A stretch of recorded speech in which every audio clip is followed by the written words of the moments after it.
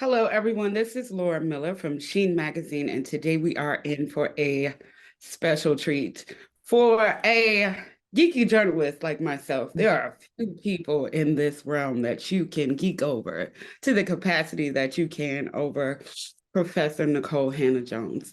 Today, we are going to be talking about her work specifically related to the 1619th Project and additionally, the advancement of that project as it relates to the docu-series on Hulu and many additional things. Thank you so much, Professor Jones, for joining. How are you today? Hi, I'm doing fine. Thank you. Thanks so much for talking with me. Likewise, likewise. So there are a lot of things that I have been chomping at the bit to ask you since probably like 2019 when you the essays on the 2019 project. So I'll try to curtail my enthusiasm and get this interview out as sufficiently as possible. Okay. So my first question to you is the actual pitch of the 1619 project. So as a journalist myself, I know we conceptualize a lot of ideas and some of which can seem radical depending on the space and publication that we work with. And the 1619 project is one of those things that I personally would have extreme nervousness related to it. So what made you say it does not matter how this is going to be received? I want to pitch this particular story. So I feel like I've been pitching these types of stories my entire career. Sometimes not being able to do the story because the editor didn't see the vision or understand the importance or felt it was, too biased. And oftentimes, being successful in pitching these types of stories. So I got into journalism to do this type of work. And when I decided to pitch the 1619 project, by then, I knew I knew, I have a great working relationship with my editors at the magazine. I had a lot of freedom, really complete freedom at the magazine to write about the things that I wanted to do. So I didn't actually feel any nervousness about this particular pitch. By that time, um, I just knew that they would say yes. So the nervousness was really, could we meet the ambition of the project? Mhm. When once they said yes, and really the New York Times put a pretty unprecedented amount of resources towards this project. Could we deliver on the thing that I pitched? That's what I was most nervous about. Yeah, no, I can completely understand that. And I read an article from your editor that said that the way that you presented it was like, this is a big story.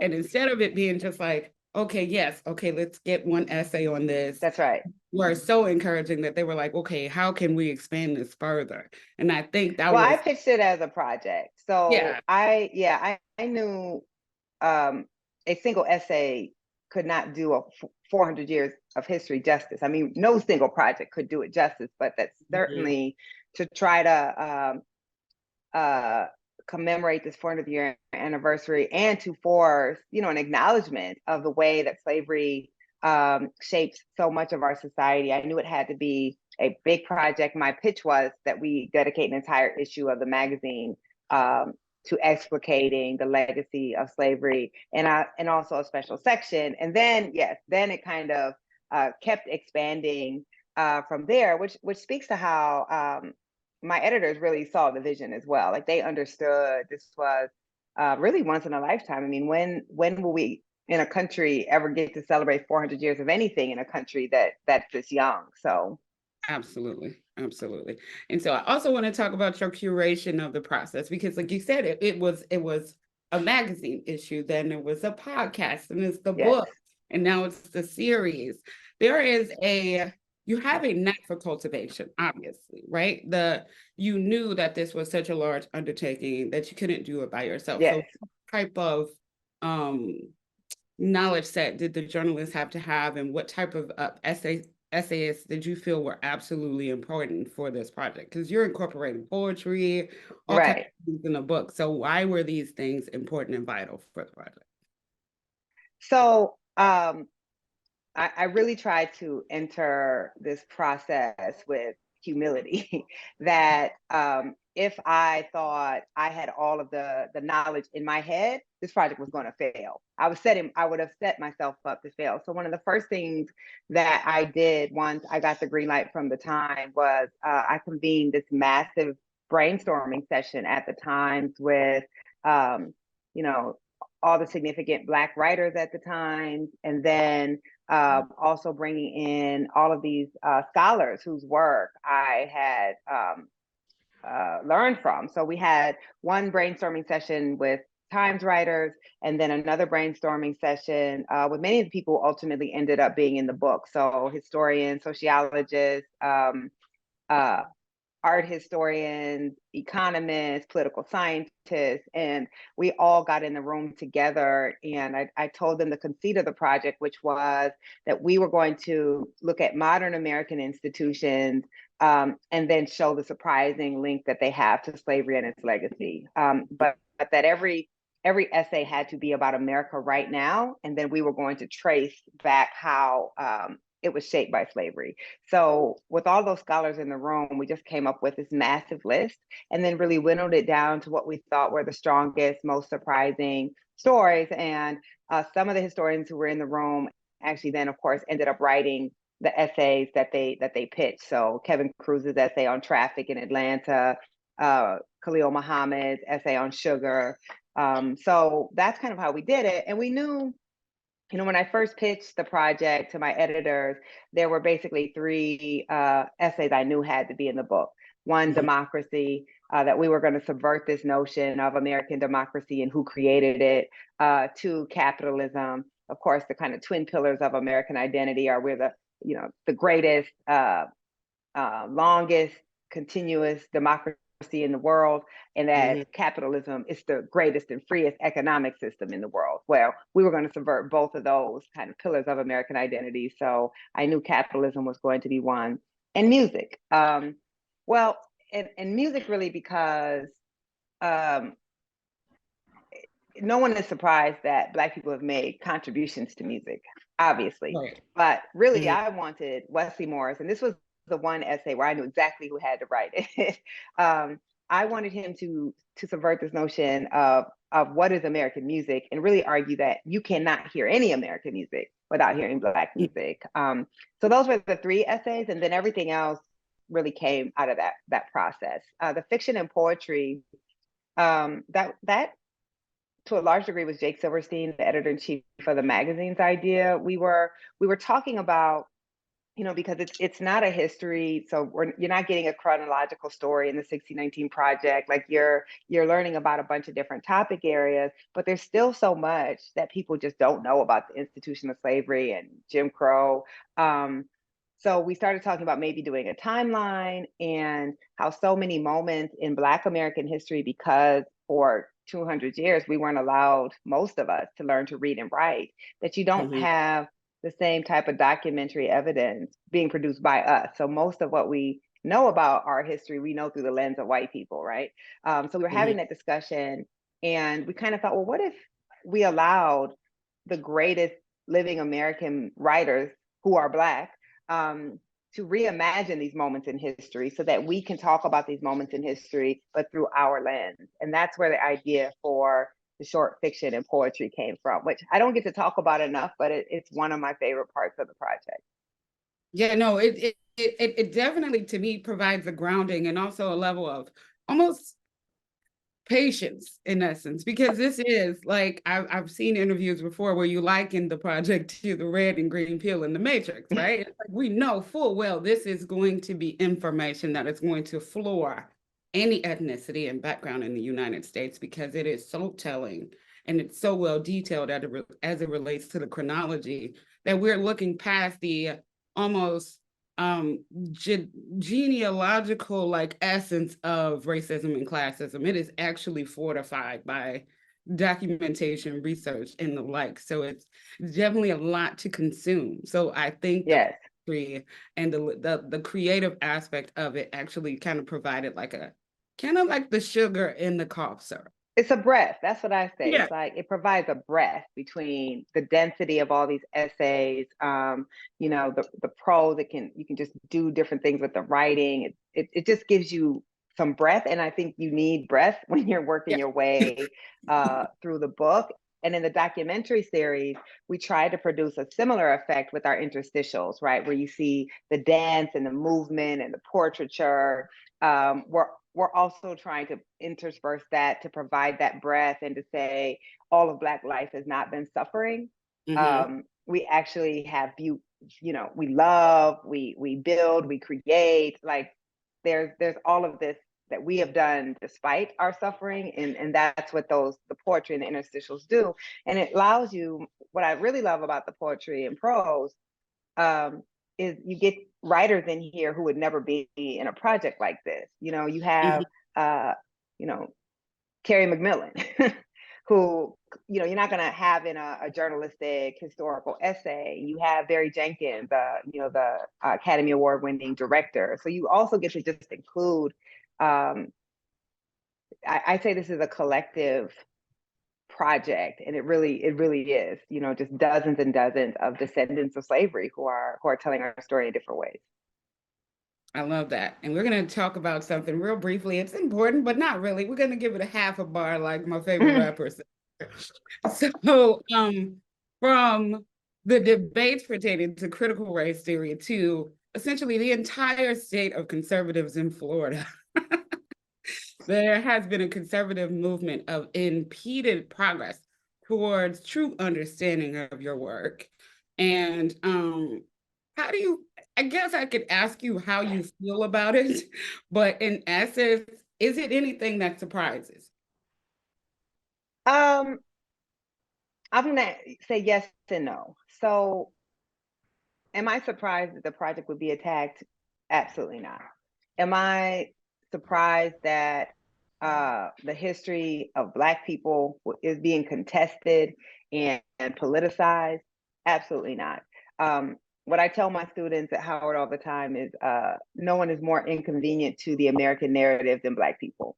Okay. Our very existence here gives life to that narrative of exceptionalism and democracy and freedom, because how do you explain us then, right? Exactly. We're literally only here because of slavery, and because the same men who wrote Words of Liberty were making their living off of depriving our people of liberty. So our history, therefore, has always been politicized, because if you deal with our history, you have to deal with the truth of our country, and we don't want to do with that. Yeah. So no, that none of that surprised me. But what does surprise me is the kind of duration and the expanse of the efforts against the project. There's one thing for you know, a politician to stand at a podium and denounce a project. There's another Right. thing to harness the power of the state to legislate against the project, to ban the teaching of the project. So all of these critical race theory laws, if they mention an actual specific text, it's always the 1619 project.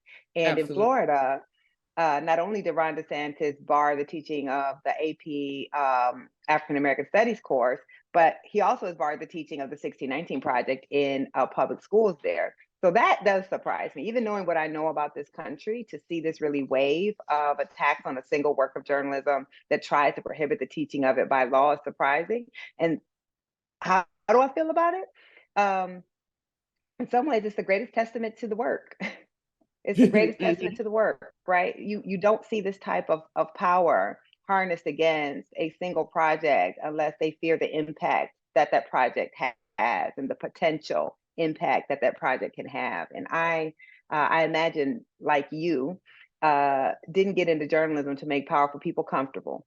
So to me, you know, I'm both deeply concerned because these laws are anti-democratic. Any effort by the state to prohibit the teaching of ideas that politicians don't like is anti-democratic, and I think comes with a larger erosion of our political rights. But I'm also proud. I'm like, this is a great testament in some Yeah, way it's like, to hey, what I I did wanted to something do. cool. Yeah, and it's ironic. I mean, I don't know if I even want to call it ironic.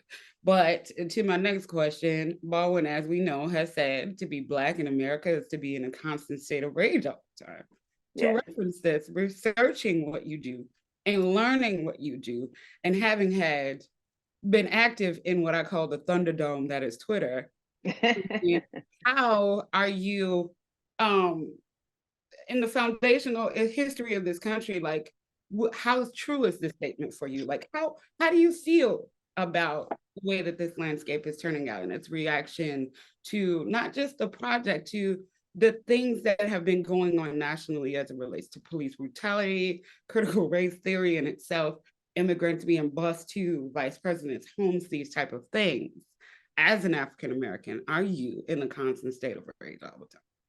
Yeah, I mean, there's a reason that quote strikes us the way that it does. And I've said for years now that rage is what motivates me as a journalist, and that's okay. I think the most natural feeling in the world, if you are Black in this country, is to feel rage. And the expectation that we somehow don't is not natural. Now, it's what you do with that rage, of course, that matters. How do you channel that rage? I channel the rage, and I always have, into the work that I see a vastly unjust society that has the ability to care for all of its citizens. And I'm not even just talking about Black folks, right? There are millions of struggling white Americans, Latino Americans, Asian Americans, Indigenous Americans that don't have to struggle in a country with this much wealth, this much resources.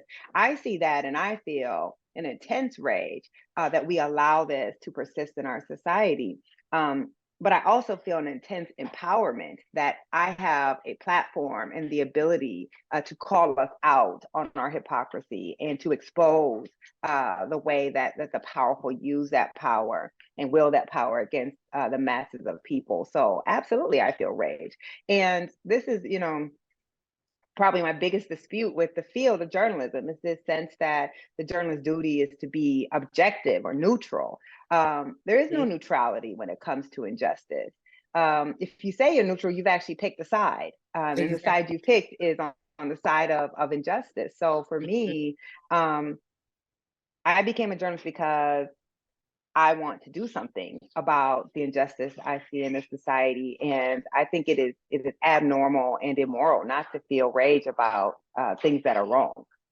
And a couple of weeks ago, I was with another MacArthur Genius Grant recipient, and Who is this? His name is Rami Hashibi. He runs an organization called Iman in Chicago, and I was Okay. Rhyme Fest is a listening party, and he has this brilliant panel with all these creatives and politicians in the area. And one thing that stuck out about that particular instance was the separation between organizers and activists. Now, what I would like to know from you specifically is, where do you feel like you land? Because journalism to me is a form of activism. Yes. Because it is not something that you can do, well, people do it haphazardly, but there is a way to do it, and specifically in the way that you're doing it, that has a certain level of activism to it. So in your mind, would you put yourself in the activism space or the organizational space? Well, I also agree that journalism is a form of activism. It is a specific form of activism, and I think we should be clear. It's not the sort of activism that we commonly think of when we think of activism, right? Like, it's not my job as a journalist to be out in the street protesting. It's not my job as a journalist to be organizing. It is my job, however, to work to expose injustice so that I can provide the knowledge for people to challenge the injustice. And I do think that's activism. And I actually think our profession isn't honest about that journalism is activism by definition. When the Washington Post has as its motto, democracy dies in justice, that's not a neutral position. That's saying in a free society, the press has a role to safeguard democracy. Well, that's activism to me. So yes, I think, when an investigative reporter uncovers the way Child Protective Services fails a child, they're not doing that just to say, well, I just thought people should know. They're doing it because they want that system to work. And they want, they're exposing that system to say it's not working. We need to do something. That's activism. So absolutely. I don't think that, I at least don't see the field as a field of stenographers. As people who simply say, I just am bearing witness just for informational purposes. I've never seen journalism that way. And I don't think most journalists, whether they will publicly call themselves journalistic, activists in the tradition of journalism or not, I don't think most of us get into the field simply because we want to produce a report. For sure. So we have like 5 questions, so I have to pick my favorite one out of the 5. Okay, or I can give shorter answers. Okay, lightning round, sort of. And so Ida B. Wells Foundation for Journalism, since we've been discussing it. Why is it important to cultivate a new level of research or in a new level of research journalism right now in today's era? Yeah, so the Ida B. Wells Society for Investigative Reporting existed because, as you know, investigative reporting is the pinnacle of our field. That is the reporting that exposes the way power is abused and exposes the way power is deployed against the vulnerable. And who's more vulnerable in our society than Black folks? And yet the field is the whitest. It's the most male and it's the whitest of our field because it's also the most prestigious. So we founded the society to help more Black journalists learn investigative techniques and do investigative reporting so that they can expose what our communities need to be exposed. It's like anything else. Your report is not accurate if the people producing it are not reflective of the society that you're trying to report. And just a quick example I'll give you is reporting on police departments. For years, police reporters were simply regurgitating what police said when the police killed someone, which in no other field would we do that, right? If I kill someone, the police don't just say, okay, well, what you investigated yourself and said you didn't do any wrong, so you must not have done anything wrong, right? Exactly. That doesn't happen, but we allowed that as journalists when Black journalists, of course, knew you can't trust the police report. We have seen police violence, and it took citizens who were recording and subverting the news gathering process to force the larger news organizations to begin to cover police killings differently. This is the problem when you only have people who can't imagine that police abuse people, who can't imagine that you can't trust police issuing a report. And so that's why our society exists, is to take away the boundaries to Black journalists getting the skills, the mentorship, and the opportunities to do what we consider the highest calling of journalism, which of course, Ida B. Wells was an innovator of investigative reporting techniques. She understood, as she said, the people who do the murders write the reports. So even Ida B. Wells understood, the importance of having Black investigative journalism. I love that. Last question. So, okay, thing you have done thus far and accomplished thus far, Peabody's, Pullitzer Prizes, all of these amazing accolades for the real grit of hard work that you've done. When you're talking to the little version of Nikole, the young girl, the 7-year-old, what do you say to her? How do you explain all these things that have happened to her thus far? I would say, you go, girl, because Lord knows, none of us could have imagined what that little nerdy, dusty looking child would one day become. I remember as a kid just feeling like my world in some ways was so small and wanting so desperately to make something of myself. And I wouldn't even know what to tell her. Just, keep doing what you're doing, that things will turn out pretty okay. Yeah.